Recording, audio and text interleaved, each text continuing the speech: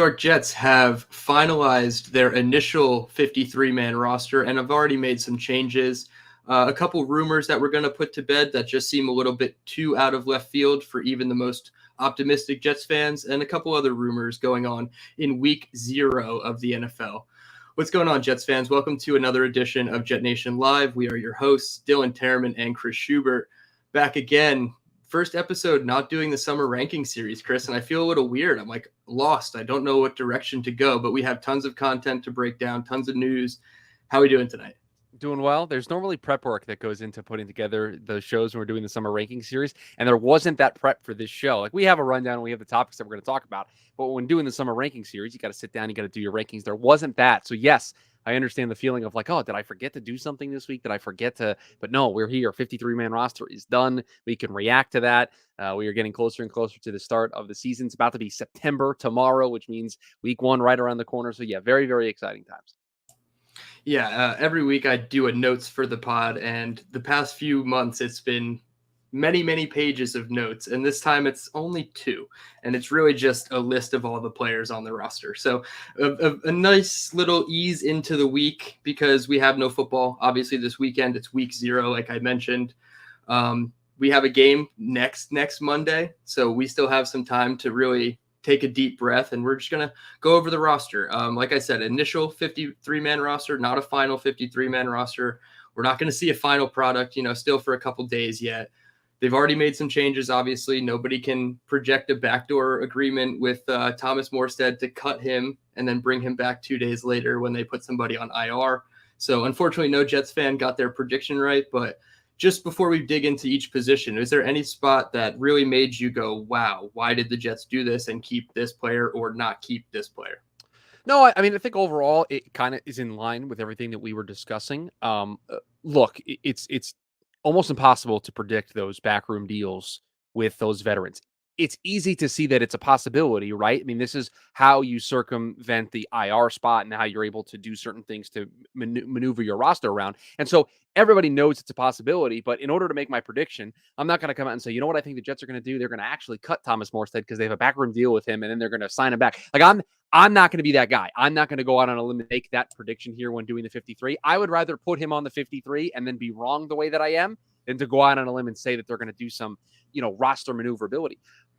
If there's something surprising, I know you've got the full screen of the roster. Could you pull it up for me just so I can see it? Because I think Absolutely. This is the biggest takeaway, but I just want to make sure I'm not missing anything before I say what I'm going to say out loud. Yeah, okay, I'll go there. Do you find it surprising that they kept as many linebackers as they did? I find it surprising that they went with the group that they did. Yes, I went back and forth so many times with my 53-man projection, keeping 4 linebackers, keeping 5 safeties to supplement instead. I had Trey Dean on my final projection. I thought he was going to be the 5th safety to make it, and they were only going to keep 4. I thought Zaire Barnes was going to be the cutoff. Chaz Surratt had a great preseason. Obviously, Rob Saleh loves him. We saw from the very first episode of Hard Knocks. And he was the guy. He was the borderline guy for me. I was surprised that they made it, but once I found out Dean wasn't making it, I felt a little bit stronger that somebody was going to make it in that linebacker room. Chaz Surratt is a nice guy. I mean, he's a good player, can't stay healthy. That's one of the things Saleh said, but he does have starter capabilities. Those were the words he used.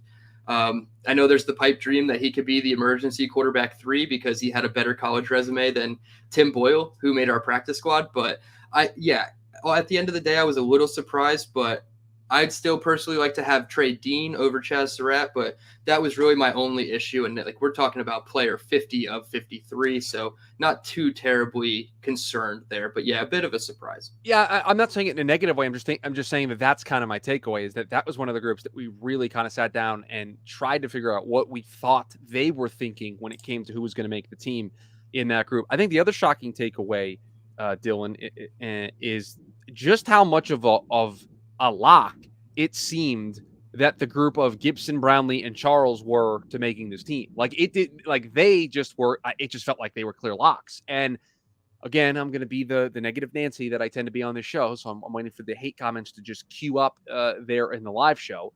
But I don't like this wide receiver group.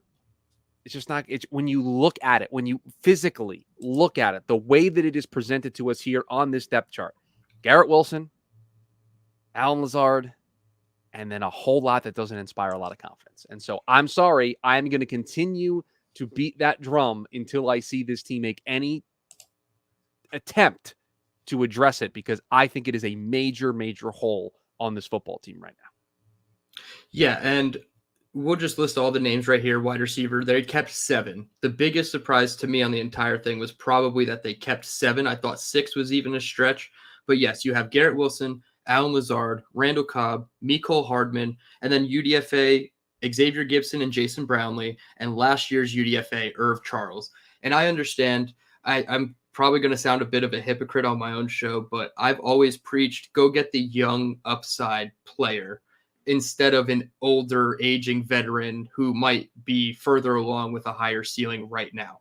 But when I look at this team and the win now window that they've created, you can't be one injury away Right. from having to play Jason Brownlee. That makes me really nervous. And if Xavier Gipson beats out Mecole Hardman for the return spot, I'm okay with that. That's fine. That's, manageable. It's not like it's a huge role, don't get me wrong, but it's not every single offensive snap if an injury occurs. Jason Brownlee, I know everybody loved him all summer long, and he's a good player. He's a fine player. He cannot separate. That's why his contested catch rate is so high. He can only contested catch because he can't separate. Unfortunately, he has to, be on the team. I had Malik Taylor on my final projection with Xavier Gipson only keeping 6. I will say, though, Randall Cobb with that blindside block. I know they like to joke that he went back to 2014 with that hit when it was legal. I was like, hey, if we could even get a sliver of 2014 Cobb, I went back and looked at his stats. That was the career year for Randall Cobb. Randall Cobb, yeah. 91 receptions, 1,287 yards, and 12 touchdowns. This dude was just spazzing out in 2014. Obviously, it's 10 years ago, and this isn't Randall Cobb that you're getting now.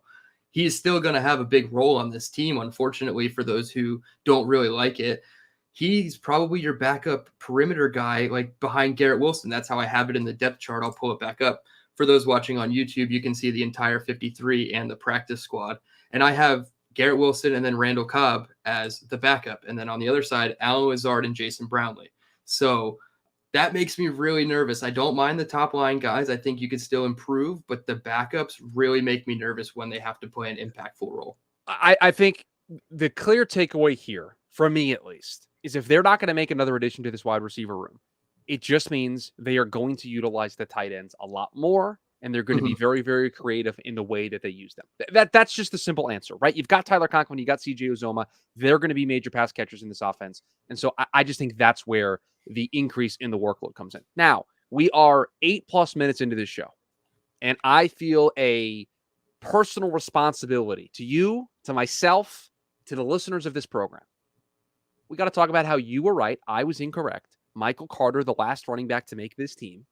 Zonovan Knight gone. Now, I will tell you, it's not all sour grapes for me over here, because he ends up on a team that I'm going to be very excited to root for him for, because he goes to the Detroit Lions. So I'm very, very excited to see what potentially could come of that situation for him if he gets an opportunity in that Ben Johnson offense. That is very, very exciting to me. Now, it's a tough uphill battle. They've got Jahmyr Gibbs. They've got David Montgomery. Those two guys are going to carry a majority of the workload. But if there's injury, if there's a spot that opens up, it would be really, really interesting to see Zonovan Knight get an opportunity in that offense. So if there was a spot that I could handpick for him to land as to potentially get some opportunities, being in Detroit with Ben Johnson in that offense is something that excites me. Well, I appreciate you being a good guy, because I wasn't gonna, take the low-hanging fruit of it. But I agree. Yeah, you have to. If I make a prediction like that and I'm very, very wrong, you have to own up to it. So I am owning up to the fact that for the entire offseason, I thought Zonovan Knight was going to make this team over Michael Carter. That did not ultimately happen. This team is carrying 4 running backs. They've got a practice squad and a fullback. I told you they were going to carry a fullback. I was on the record with that. Yep. A practice squad running back who I have some familiarity with, being an ASU running back, being able to see him play. A nice depth option in case of injury, him being promoted from the practice squad. So there's some exciting things there as well. But I think overall, just to kind of put a bow on this 53-man conversation, there wasn't a ton of stuff that was totally up in the air, right? Everything felt kind of settled, and it landed kind of where we all thought it was going to land. Exactly. I think my biggest gripe is that Trey Dean didn't make it. Obviously, Ashton Davis, I've mentioned it. The coaches speak highly of him. He has a role on every single special teams unit, punt team, kick team, punt return, kick return, every single one. He's out there for it. So he has a clear defined role. Obviously, Trey Dean does have that younger upside, more appealing, look to him. I'm just glad that he made it back to the practice squad. As far as Bam Knight, I don't know. I don't want to, go too long on the Detroit Lions, but he could be a running back too. I'm not really that in love with David Montgomery, but I love Jahmyr Gibbs. Speak on the David Montgomery. That's fine. I'm not going to disagree with you. Yeah, I'm not saying he's a bad backer. And, he's a 2, like an RB2 or whatever, but Jahmyr Gibbs and Zonovan Knight sounds like a pretty good duo. So excited for him. I'm glad that he had a quick opportunity, a quick turnaround. I'm glad we don't have to play him. I felt like it was just inevitable when I saw that Jeff Wilson, I believe, got hurt for the Dolphins, that we were just going to see Zonovan Knight right there or in Buffalo with that, group of guys that I have first in the division before Dalvin Cook, and you had last in the division before Dalvin Cook. But yeah, I think it's pretty chalk, I want to say. Offensive and defensive line, chalk. They kept 10 and 10. They obviously put Carter Warren on short-term IR to bring back Thomas Morstead. They also put Kenny Yeboah on short-term IR. So they are currently only carrying 3 tight ends. But with the fullback, I feel like that's kind of, the trade-off there is you can't have 4 tight ends, 4 running backs, and a fullback. That's just kind of a lot. So they go heavy with wide receiver, which is something I said they weren't going to do because I thought Nathaniel Hackett loved tight ends and running backs a lot more. But it looks like as long as there's health in the wide receiver room, we won't have to depend on the tight ends because if you listen to last week's show, I'm a little bit lower on the tight ends, although I do think they can be good. I just feel like Rodgers is going to bring the best out of them, but what does that best look like? I'm excited for Ruckert, but other than that, the room kind of makes me nervous. Only 9 healthy offensive linemen, which I thought was an interesting thing as well. When we were going through this process, I think we thought it would ultimately get to 10. They didn't. They just went with 9. And Carter Warren, like you mentioned, going on the short-term IR. Can we talk about the practice squad? I think there are 4 notable names here on the practice squad that I'm going to be keeping an eye on because I think there are 4 players that either have long-term potential or are names to keep an eye on if an injury occurs to be elevated rather quickly. And so I'll share those 4 names with you. Absolutely. Zach Kuntz at tight end's a long-term play for the Jets. He always was, right? An injury could elevate him to being a starter, but he's an athletic player that they view more in the long term. He does have a far way to go. They drafted him on pure athleticism. That's one of the names to keep an eye on. Xavier Valade, who we've already mentioned. Again, if there's any injury to any of those 4 running backs, Valade is good enough to be elevated right away and to be a part of the depth in that room. So that's player number 2. Tanzel Smart is a player to keep an eye on. Again, if there's any injury to that defensive line, he is the first man up. And the guy that you thought was going to make this team in Trey Dean, those are the 4 players that I have soft circled as I think they long-term could have a fit in the case of Zach Kuntz, but 3 players in Valade, Smart, and Trey Dean that I think are on the short list. If a roster spot opens up, those players could be called on pretty quickly.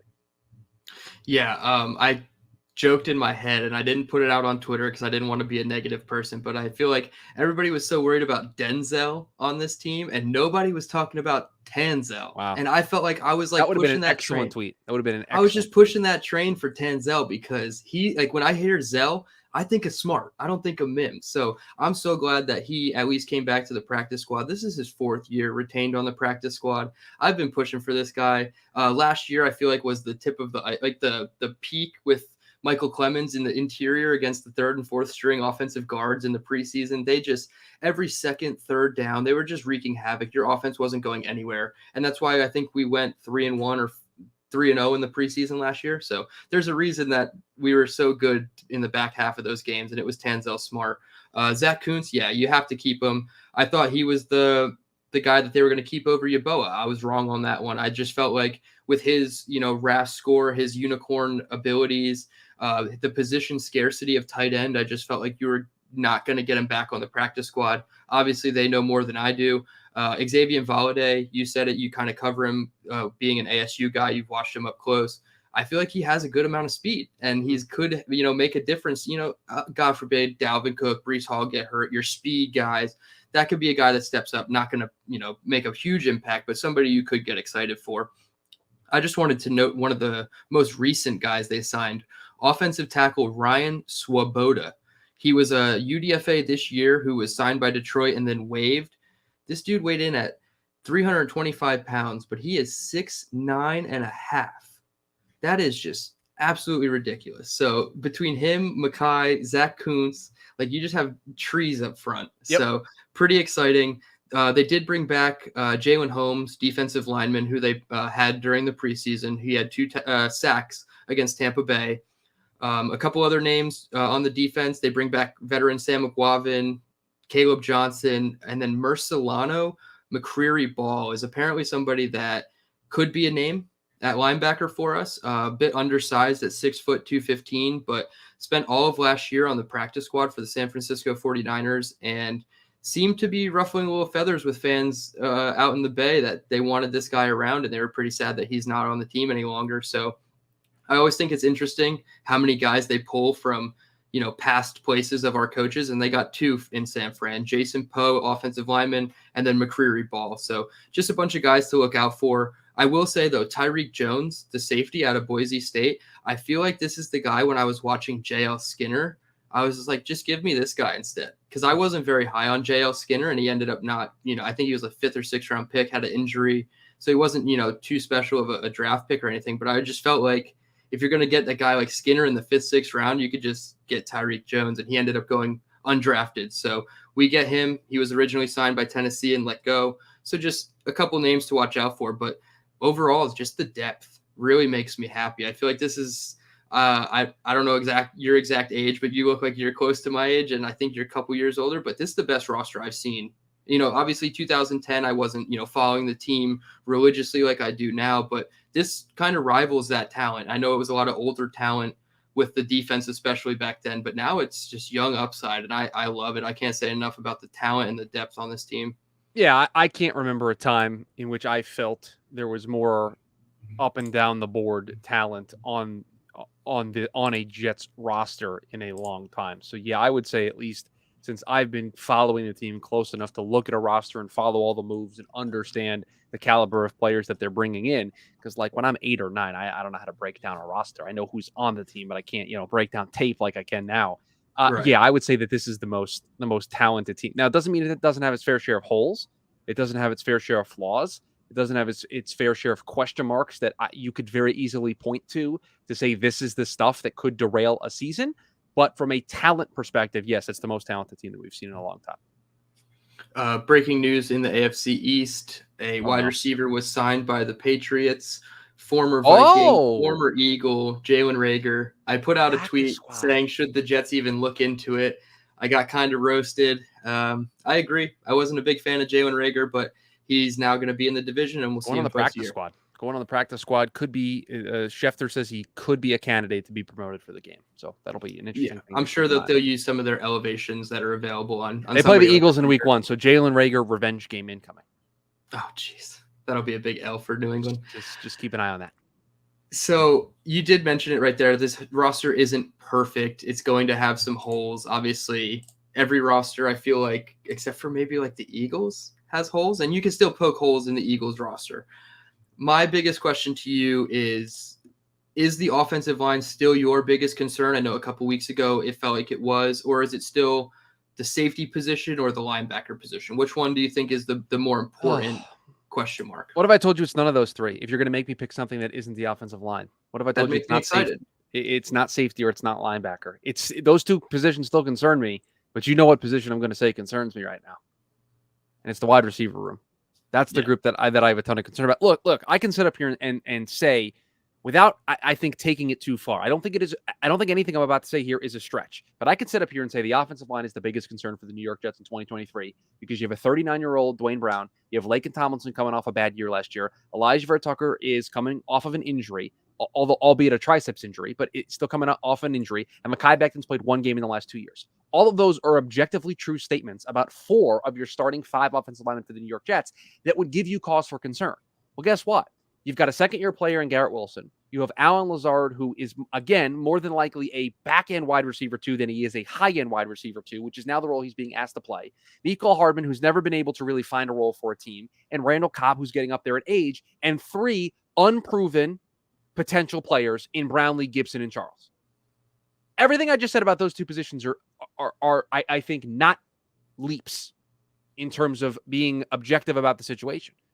The wide receiver group concerns me because even if you can protect up front, Aaron Rodgers has to have a place to go with the ball. And I'm sorry, we can't sit up here and say that if Garrett Wilson goes down for the New York Jets, that their season is over. That is not an acceptable outcome for the New York Jets. They should not be able to be a Garrett Wilson injury away from their entire offense crumbling in front of them. And yet it kind of feels like that might be this.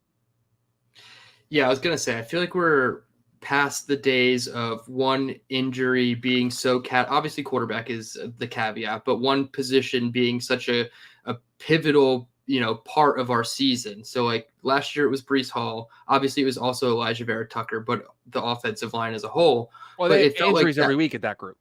Yeah, it just felt like that one position that really broke us was Breece Hall because we could not do anything from an offensive perspective when he wasn't out there threatening the defense. With that said, I do agree with the wide receiver position being very questionable. I have leaned off the offensive line. I've been pretty high on the offensive line. And I know Glenn did a solo video last week talking about the range of outcomes for this offensive line. And I agree. It wouldn't surprise me if they were the 18th best offensive line. And it also wouldn't surprise me if they were the 8th best offensive line. So there's such a range with this offensive line that, yes, it is a concern, but I feel way more optimistic now with everybody back healthy than I do this wide receiver core. Because like you said, Allen Lazard is a wide receiver 2, low end wide receiver 2. Randall Cobb, you don't want playing an impactful role, but he will. Mecole Hardman, for all they want, they want to develop this guy into a complete receiver, but it's not that easy. You don't just get a guy into camp one season and he's a complete receiver. We saw it. I have a video of Zach Wilson throwing the prettiest pass of almost probably his entire career, one of the top 5 passes of his whole career in a preseason game to Mecole Hardman, and the dude dropped it. So that's not fun. Can you throw up Jonathan's comment here, because I'm going to make a very good point at the expense of Jonathan's comment here about not being locked into our spreadsheet. Now, one thing I want to make very clear: Dylan and I's spreadsheet, mainly Dylan. Dylan did all the work on this. I'm just commandeering it for the sake of the point. This is not exactly the way the depth chart is for the New York Jets internally. But I will say this: if Lazard goes down and Randall Cobb is elevated to the wide receiver 2, like you say, Jonathan, that is also making the point that I am attempting to make, that this wide receiver room is in a bad place. I don't care if it's Brownlee, Cobb, Xavier Gibson. I don't care. If Allen Lazard goes down and somebody has to step up, the depth behind Allen Lazard is a concern. The depth behind Garrett Wilson is a concern. Mecole Hardman being a wide receiver 3 is a concern I have for this team. So it's not just looking at the depth chart and saying, oh, if Lazard goes down, Brownlee's going to go in and I'm concerned. I would be concerned if any of the guys that are behind the starters have to go in. That's bad news for the New York Jets. Yeah, I was just going to say, would you really want to see Garrett Wilson and Randall Cobb in your 12 personnel package when you're trying to be, hard smash mouth football, gain that 3rd and 2? Do you want Randall Cobb out there? No, not really. Yes, he had the blindside block. That was fun until it wasn't with Jihad Ward. But it's just, no, that's not, this isn't the Bible. This spreadsheet that I made is just my dopey blogger coming out and, not wanting to look at the team website every week. So I just update it myself. But it doesn't matter. Take Randall Cobb's name, put it where Jason Brownlee's name is on your spreadsheet. I still have this, everything I just said about the wide receiver room, I still feel. Exactly. There's outside of Garrett Wilson, there's no real difference maker to me. And that's what's going to separate this team. I feel like this is going to be where you get your biggest improvement mid-season. Even if you do it before the season starts, this is where your improvement's going to come. You can add an offensive lineman, you can add a safety at this point. Unless you're really swinging for the fences, you're not making a marginal improvement on the group. Wide receiver, though, you could sign a guy like Hunter Renfrow.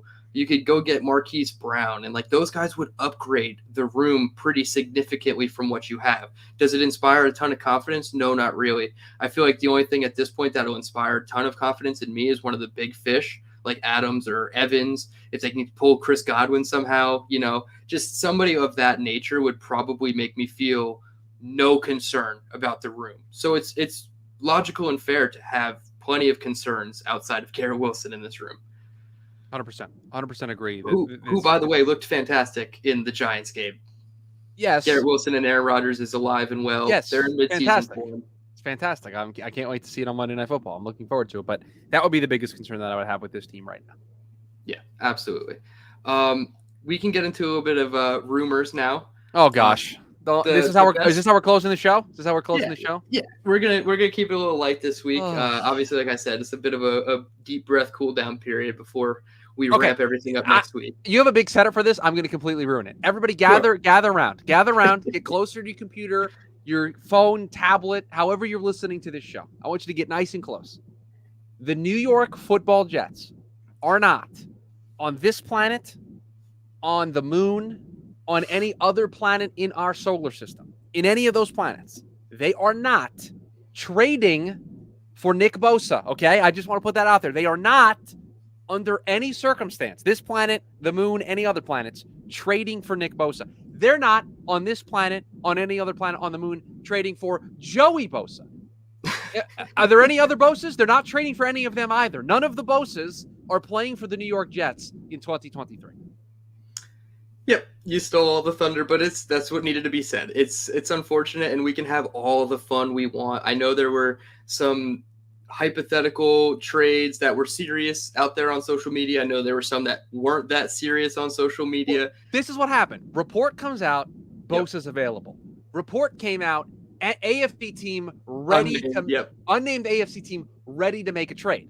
And everybody just assumes that if you have any connection to San Francisco's defense, you're in. And so with Robert Saleh being the former defensive coordinator, everybody just went, oh, that's an easy link. Boom, the Jets are trading for Bosa. No, that's not how it works. Why not Houston? Now that would be fun. Will Anderson and Bosa, you want to talk about expediting a rebuild in a very quick manner, that would be a way to do it if you're Houston. That would be pretty crazy. I don't know if they have the capital to do it. But that don't they have two first-round picks? Oh, they don't have a first anymore. They don't have the first anymore, right? Yeah, that's what it is. Yeah, that's going to be tough. But, hey, whoever does get Joey Bosa, spoilers, probably going to be the 49ers. They said they've already had the money allocated for Bosa for a long time. So when you factor in a guy that far in advance, yeah, it's not really, they're a little concerned, I guess, that it's not getting done. But they're at where they're at. It's not a matter of they didn't plan for this and this is unexpected and Bosa's demands are so egregious that they just can't meet them. They've had the money aside. It'd be great. It'd be wonderful. It would be a dream come true to have Bosa and Quinnen Williams, the 2 and 3 pick from the 2019 draft side by side. Sure, that'd be great. But am I giving up John Franklin Myers or Jermaine Johnson and 2 years worth of high draft picks to do it? No, it probably doesn't seem too realistic. So they're not trading him. John Lynch came out and said, we are not trading him. Yep. Okay, we're done here. It's it. Close it up. Yeah, I know you could post the Josh is our guy meme because very everybody loves to do that with Rosen. Very different situations. It's always a situations. different story. I feel like it's always case by case. Like just because a guy says they're not going to trade somebody and this guy wants out doesn't mean he is going to get traded inevitably. Like we saw it with the Jets. They waited so damn long to trade Denzel Mims. They waited pretty long to trade Elijah Moore.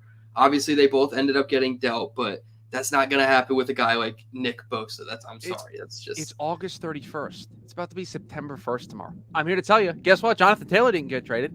Yep. If you think Jonathan Taylor was going to get traded, he's staying. He's not going anywhere. So Bosa's not going anywhere either. It's too short of a window to be able to get something like that done.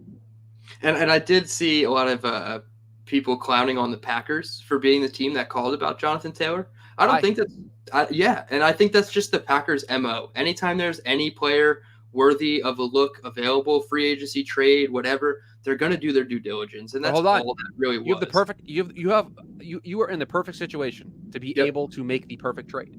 You can offer back in return to the Indianapolis Colts a starting running back in the National Football League to be able to support Anthony Richardson. They could have put Aaron Jones in the deal. Aaron Jones would have cost the Indianapolis Colts, and I don't know what the deal was, but let's say they wanted to do Aaron Jones and a pick for Jonathan Taylor, and they were going to pay Jonathan Taylor a ton of money, right? From the Packers' perspective, how do you not get that deal done, right? How do you not want to make that deal done? Because now you've got Jonathan Taylor to be the perfect bell cow workhorse running back for your young quarterback in Jordan Love. It's perfect. It's a perfect situation to make your team better, right? And if you have no problem paying the money because you got a quarterback on a young contract, you're not paying him Aaron Rodgers money, you've got that excess money, you want to do that, go right ahead. From the Colts perspective, you're acquiring Aaron Jones. You have Aaron Jones for the next 2 seasons. In total, he would have counted $1 million for this year you'd have to pay him and $11 million next year. Over 2 seasons, $6 million a year to have Aaron Jones be your running back. Guess what? That's below like everybody. That's in line with what Bijan Robinson is making as a rookie. That's what would have cost you to have Aaron Jones for 2 seasons as your running back. And oh, by the way, you were probably going to get a draft pick in the deal as well. So that would have worked for both sides. Now, again, clearly they didn't get to that point because the rumors were that the offers didn't even come close to what Indy was looking for. But it makes sense from Green Bay's perspective. If I was in their position and I could put together a trade package like that, I would have gotten it done. I would have tried to get it done. 100%. Yeah. I don't know why people are clowning on the Packers for doing that. It made a ton of sense. Right. I think the overall conclusion I come to with all these draft rumors and contracts disputes, you have Chris Jones holding out in Kansas City currently. I just look at it and I'm just like, thank God it's not us. For one off season, nobody drove the wrong way in the Lincoln Tunnel while they were drunk. Nobody did anything excess, wherever in their relationship. We were clean, no disputes. Everything kind of got ironed out. And no, I'm not saying everything's sunshine and rainbows right now in Florham Park. It's just nice to see other teams have to deal with all these disputes. And it's not us. Because for once, the Jets can sit back and say, you know what, our roster's pretty good. We are going to look to upgrade. And Joe Douglas did go to the podium today and talk about upgrading and, being aggressive. And that's why Aaron Rodgers took the pay cut. But for right now, it's nice to just enjoy that the Jets aren't the topic for bad reasons. Now, I will say, and we can segue, the Jets are topics for all reasons, on national media outlets. And it always comes back to the offensive line. And it really annoys me. I think I'm not even done listening to the podcast yet, but Joe Caporoso brought it up. Everybody clowns on this offensive line. Look around the division. Everybody's offensive line is kind of bad right now. And then you look on the defensive side. Jets' defensive line is better than everybody else's defensive line in the division. So I just feel like for all the negativity surrounding the trenches with the Jets offensively, it's not really being reciprocated throughout the league. And I feel like week 1 against Buffalo is a really good matchup for the Jets, and they can get after Josh Allen really easily off the edge. I'm not a huge fan of Spencer Brown whatsoever. I think Mitch Morse is kind of mid as a center, and that their guard play is okay, but I feel like the Jets can really get after it. So do you think that the narrative has gone a little too far about the Jets offensive line?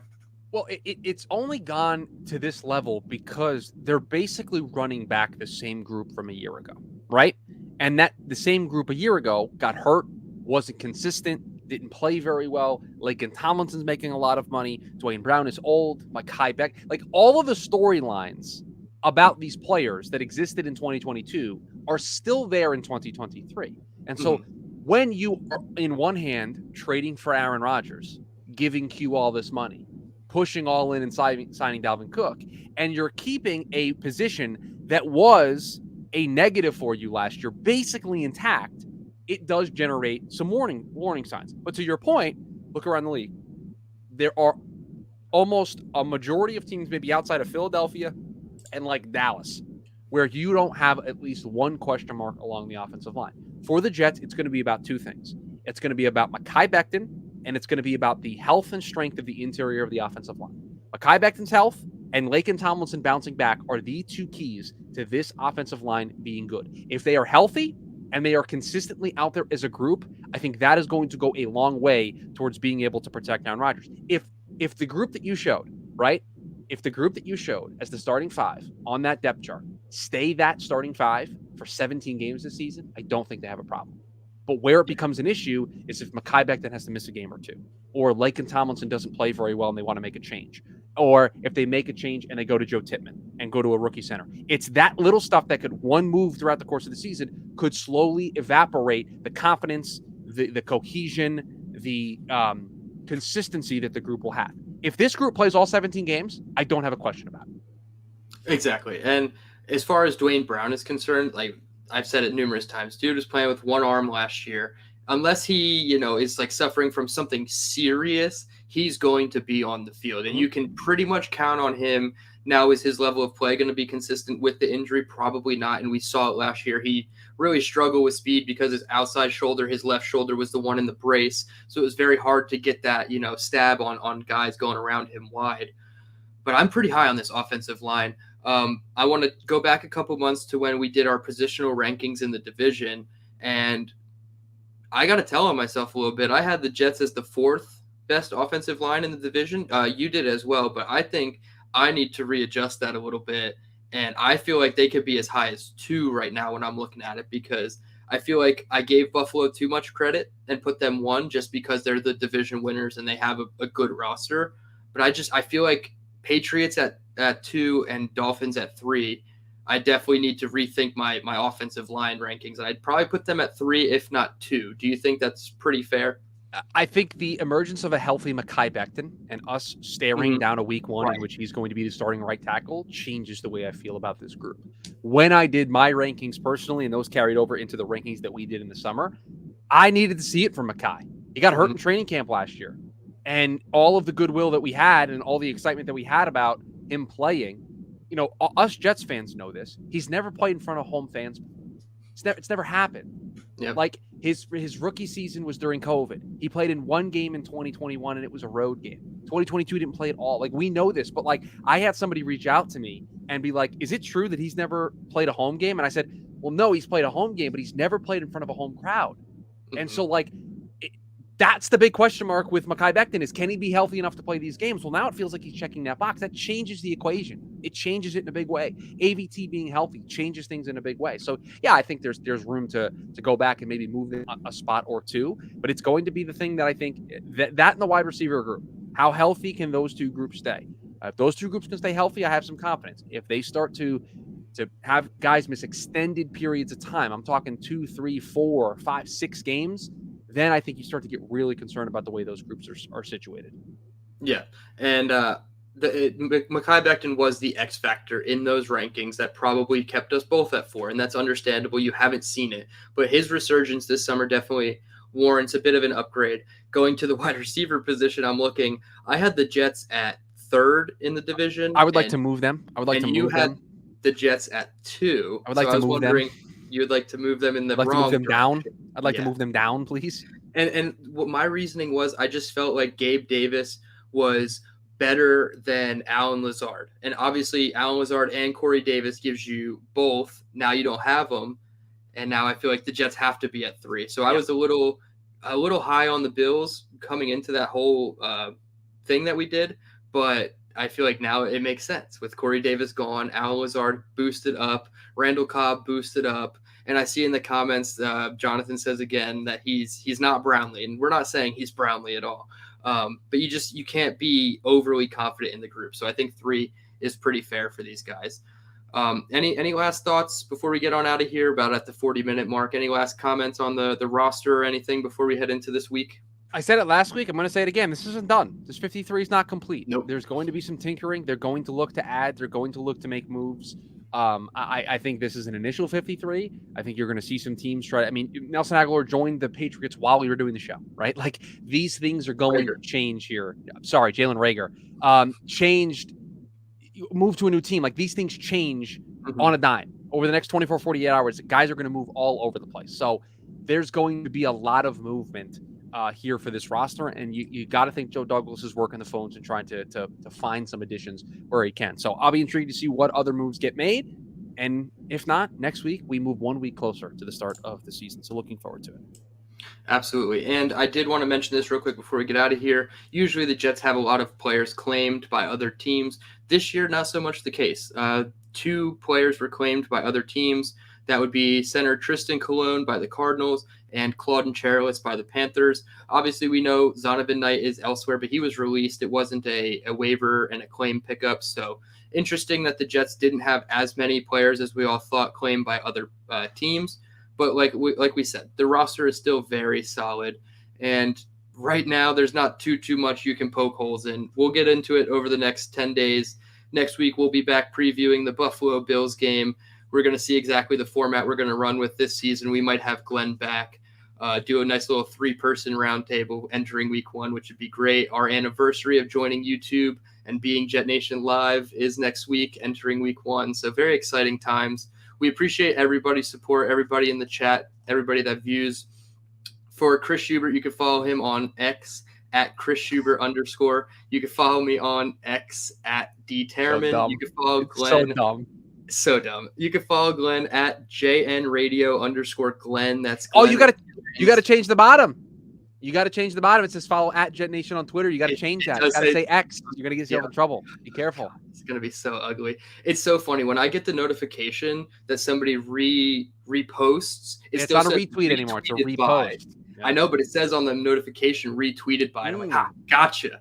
You didn't cover all your bases. Come on now. If you're going to be X, just be X all over the place, right? All right. We'll get out of there on that note.